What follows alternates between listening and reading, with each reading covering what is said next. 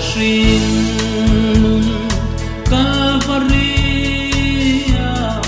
inina chu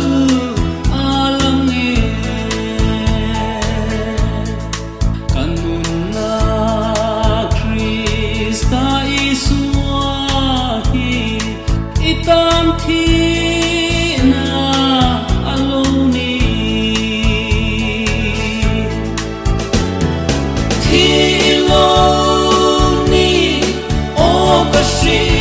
HRINGNUN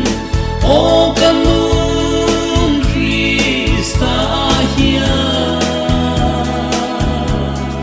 kanun Krista kahan en hian thi lo ni HRINGNUN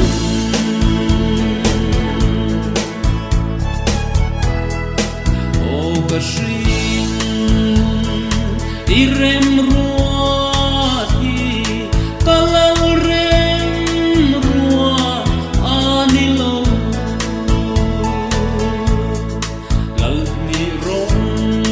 hi kabol theilo HRINGNUN min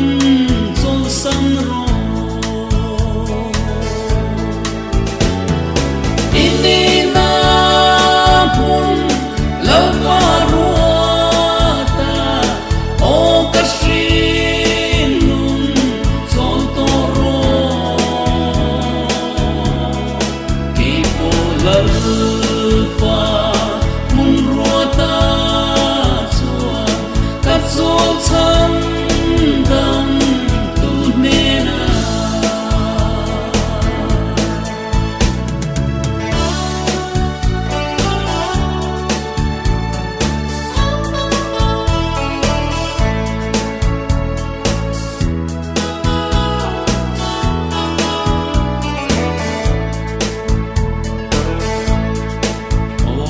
HRINGNUN hnuailam chhuak kei chung lam chhuak kani du thu hun thei reng kan ni lo kanun Krista nitina Ituana pun kohar pan ro kahong tangi lalnena